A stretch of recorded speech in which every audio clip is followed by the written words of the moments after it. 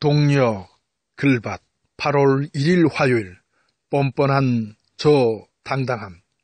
7월의 끝날인 어제 국민의당 제보 조작 사건 수사 발표가 있었습니다. 검찰은 이유미와 남동생이 카카오톡 대화 자료와 녹음 파일을 조작하고 이준서 전 최고위원, 김성호, 김인원 전 부단장이 이를 건네받아 기자회견을 통하여 발표한 허위사실 공표 혐의가 인정되어 이들 5명을 기소했다고 밝혔습니다. 검증 없이 발표한 허위 사실을요. 또한 공명선거 추진단장이었던 이용주 의원을 비롯하여 안철수, 박지원 전 대표들은 조작이나 검증 과정에 관여한 증거가 발견되지 않았다고 덧붙였습니다. 조작했는지 몰랐다는 것이죠. 공직선거법은 다음과 같습니다. 당선되게 할 목적으로 후보자에게 유리하게 허위 사실을 공표하거나 공표할 목적으로 소지한 자의 경우 5년 이하의 징역 또는 3천만 원 벌금에 처한다.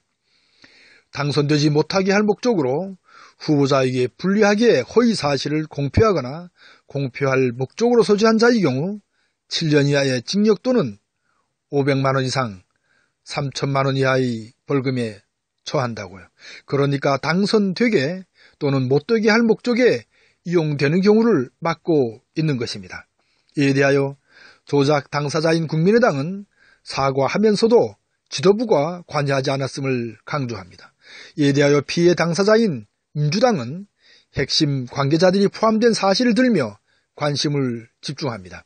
이에 대하여 일반 백성들은 과연 어떤 입장을 보일까요? 국민의당 지도부는 개입한 바 없다며 당도 속았고 국민도 속았다는 것을 강조합니다. 이런 국민의당의 입장에서 이 조작 사건을 살펴보면 너무나 큰 모순을 찾을 수 있습니다. 속아서 저지른 일은 해도 된다는 결론에 이르기 때문입니다. 대선 승리를 위하여 기자회견을 통한 적극적인 개입을 해놓고도 당은 속은 피해자랍니다. 정말 국민의당은 백성들과 함께 속은 피해자일까요? 그래서 피해를 입은 국민의당을 위로하는 것이 마땅한 도리일까요? 이런 회귀한 논리로 정치를 하는 국민의당입니다. 자신들이 오히려 피해를 입었다며 백성들을 설득하려는 자세는 정말 정직하지 못합니다. 책임보다는 책임 회피에만 급급해하고 있는 국민의당의 모습에서 큰 서글픔을 느낍니다. 철저한 반성과 혁신을 다짐했지만 이는 말잔치로 끝날 것이 뻔합니다. 누가 그 어떤 책임을 졌는지 도무지 찾을 수 없기 때문입니다. 따라서 도무지 책임을 지지 않는 이런 회개한 정치 풍토는 깊이 갈아엎어야 할 테죠.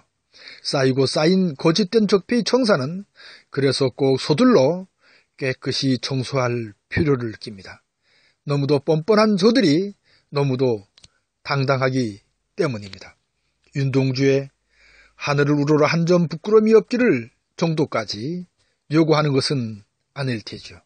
아무튼 화요일 새벽을 이런 서글픔에서 허우적댑니다. 고맙습니다.